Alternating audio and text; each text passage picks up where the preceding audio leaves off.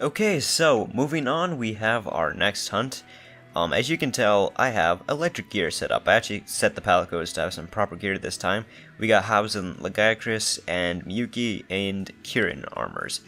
I actually really like the Lagakris look for the palico armor sets. I think it's super cute.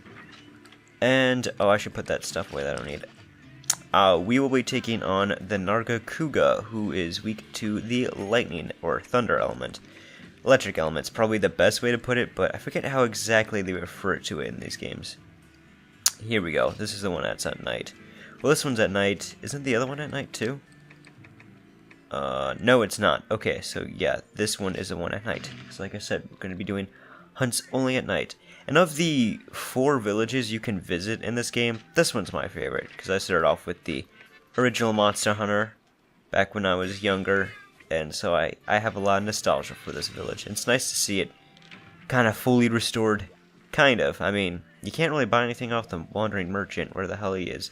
You guys are from 4U. Yeah, I don't know where he's at. But we're going to be taking on the Nargacuga. Now, I have so many different thunder element or electric element sword and shields. Goddamn. So probably the better one to go on with was the Usurper's Blade, since it has really good sharpness and really good elemental damage. But, I don't know, I haven't used the Lagakris sword in a while, so I thought that'd be a bit more fun. Now I need to give myself some better stamina. Alright, I like the look of this map. This one's a really cool map. It's pretty neat. So who else is excited for Monster Hunter World? That's going to be an interesting experience. I think this is the only time that I can think of that the next generation of Monster Hunter has been introduced with the use of a side game. Because it's not a main game. Monster Hunter Worlds is definitely a side game. It's not supposed to be Monster Hunter 5. It's just the introduction of the 5th generation. At least from what I understand. I don't know, there seems to be a lot of misinformation that goes around. Like, people seem to say it's open world, yet the interviewer, one of the developers, if I recall, said it's not. It just has natural transitions between areas, which from what I've seen seems like it might be pretty spot on. They kind of feel a bit open world. I really don't know how it is, but things look pretty cool. I was really excited when I first saw the first monster that was introduced. Was named Abanoth. What the fuck? God damn it! Get the hell back here, you asshat! Also, that waterfall, that is beautiful. If I recall correctly, this map is for Monster Hunter Portable 3rd, which was only released in Japan for both the PSP and PlayStation 3. And it introduced the Zinogre, if I recall correctly, and what's its name? Yatsume? The giant weather dragon, elder dragon monster. I don't know its name. I haven't gotten to hunt it yet, because people haven't wanted to join my hunting what do they call it? Room. My gathering hall. Goddamn. My gathering hall whenever I open it up on multiplayer on this, because I've been trying to get through the key quests and high rank to get to it, and I've done them by myself. It's just not the most entertaining to do a hunt for 45 fucking minutes. Jesus Christ. That tail. Oh, I saw that coming. Asshat. Also, I don't really use those oils for Sword and Shield. Like, I don't really see the point of the affinity one. The stamina draining one, okay, I can kind of see that. But the affinity one, not quite so much. I mean, I'm sure that could be easily broken if you're, like, wearing the Shoga Hermitar armor set with the Nargacuga blade. Because I have that increases those to have, like, fucking 60% affinity. Combine that with the affinity increasing oil, and you probably have a pretty high affinity chance. Alright. If I recall correctly, the subquest for you is breaking your head, I think. Also, can I just say, the Nargacuga is a really cool monster. I think it looks cool. The fight takes a little time to get used to. It's not the easiest. He's a fast motherfucker. If anything, though, the best armor set for me when it comes to hunting the Nargacuga has easily been Mitsutsume. Like, I didn't really think the bubble was all that great of a skill at first because I wasn't utilizing it very well. Oh, god damn it, I was trying to dodge roll out of that too. But once you have that skill, it really does boost the amount, it seems like anyway, it boosts the amount of invincibility, god damn it, screens, when you're doing a dodge roll.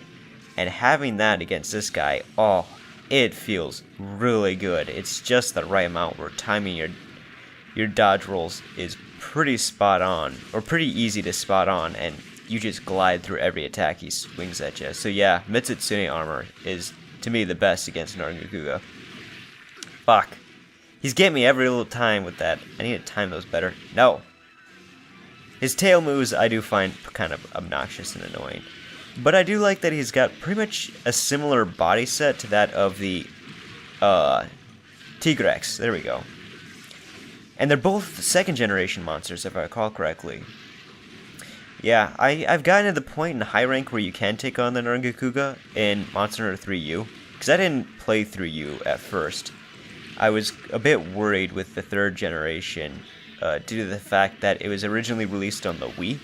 And since I had only played the original Monster Hunter, and if you haven't played the original Monster Hunter, in that game, instead of using button commands for your combos, what you're going to be doing is you swing the joystick, or you move the joystick to attack instead, which is pretty interesting. Oh, wow, I timed that right.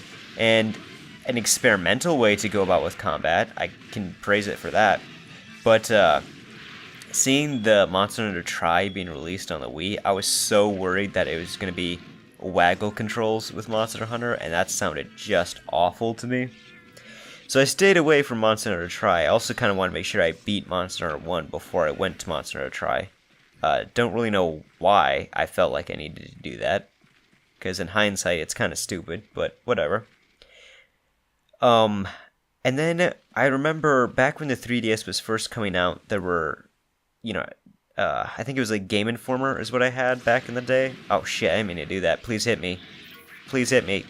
God damn it. God damn it. I just tap it, and jeez, at least I'm not getting hit by that move. That move can really do some serious damage. But I remember Game Informer back in the day when it was like saying that the Monster Hunter 3U was gonna have a 3DS version. And at the time, the 3DS was kind of new, and god damn it, the most you'd seen on it was, most I had really seen on it was things like Super Mario 3D Land and Mario Kart 7, which are fine looking games and all that, but I didn't think a Monster Hunter on a handheld like a 3DS or the DS, because I was imagining it was going to be like, Battlefront for the DS, where it's just going to be kind of crap in comparison. Had me a bit worried about the concept, so I just kind of forgot about it and avoided it for the longest time. But then trailers for 4U started coming out, and I was like, oh holy crap, the 3DS can actually do pretty decent for Monster Hunter. And I got kind of back into the series because of that.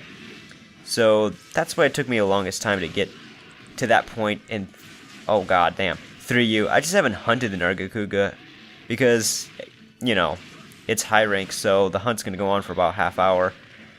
And that can get a bit obnoxious. And 3U has some slight differences to it too, compared to the other games. Oh boy. Oh, god damn. If I could get a mount, that would be fantastic, but I'm not going to get that.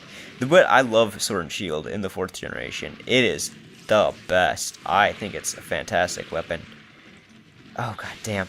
Because it has these lunging attacks for both going up and down ledges, and it feels super nice to use. It's really useful. Where are you heading off to? You're heading this direction. Okay, I know where you're heading to. Fastest way, well, not the fastest way, but we'll get there. Fuck. Okay. And yeah, like, what exactly, like the underwater battle too is something I'm glad they haven't brought back, because that was not the best. I know there are some people who really like it, but for me, it is way too sluggish, and I hate it. Oh, you know what's great? Sword and Shield has some of the best combos, and if you know how to use Sword and Shield right, you can really put in a good effect of that being able to inflict stun, because it has bashing and cutting, so it's fantastic. Both the impact, like if we can get him down here, come on, there we go, like that. And I've stunned lots of monsters when I just want to mess around and try to get better with my shield bashing. Nargacuga is a decent enough monster to try it out on. It's not the best, but, you know, if you're doing it well enough, you'll do it fine. You'll get there, eventually. He's just a really fast motherfucker. I'm not really used to shielding either. I only use it as kind of a last resort. I don't like shielding too much. I prefer my stamina for evasion. Because again, you've probably seen that you saw that I use dual blades if you watched the Malfistio one. And the next weapon you'll see is another weapon that has nothing in terms of shielding. So I prefer my evasion weapons more than I do my shield-based weapons. Like, I'm not very good at all with weapons like Charge Blade. I've done decent enough with Charge Blade because I used a Charge Blade. The first time I hunted the Brachydios, I managed to make the Charge Blade out of it. And I did that and decided to give it a try against the Seregios in 4U. And yeah, I managed to kill it. It was pretty cool. Jesus Christ, Palicos. Well, that's Miyuki. She's got that one fucking skill. I forget what it is, but she just does an onslaught of shit. It's crazy. Oh, nice. Tail chopped off. I like that. Man, Nargacuga looks so cool. I like when you break the head and it has that scar on its face. It's pretty badass. Oh, Jesus. What the fuck was that? It's just a badass monster all around. Alright, let's get our weapon back up in sharpness. Nargacuga. We got hot air balloon, so we'll know where it's going. Just to make sure, I'll go ahead and wave. Yep, alright. Looks like he's in Area 6. I'm kind of excited for the whole being able to explore the maps thing. Seems like each of the main generation monster games have done that since the third one. I don't know if the second one has it, because the only release of the second generation that I know of is on the PSP, and I don't have a PSP. I'd like to get a PSP to try out. Like Guitarro Man Lives, and, goddamn, what was the other game? Ah, man, I forget, but I know there's another PSP game that I really wanted to give a try. Could be one of the Monster Hunter ones, because it's like Monster Hunter Freedom Unite, I think is the second generation or first generation G rank edition. Because there's Monster Hunter Freedom, Monster Hunter Freedom Unite, and I think there's a second one that I think is supposed to be the second generation. And it's not like going back sometimes is always the easiest, like especially with Monster Hunter. Oh wow, we got him. 3U. It took me a while to get a hang of how they do the. Oh, I didn't mean to skip that. I probably should have let him do a cinematic drop.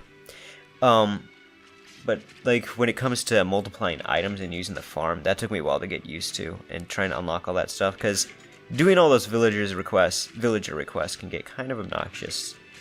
And the worst part for me when it comes to 3U is trying to get a lot of rare, well done steaks. Because there's that head pit thing you can get that makes it go by faster, but that was awful in the first generation at that speed. I hated it. So that's a bit tedious. But that was the Nargacuga, a pretty cool monster. He's got some great weapons too. If you want some weapons with decent power, great sharpness, and good affinity, like, go with Nargacuga weapons. They're really good. I have Sword and Shield, Dual Blade, and our next weapon that you'll see next time. That's quest complete. Hell yeah. Alright, we'll be finishing this off with our next and final monster.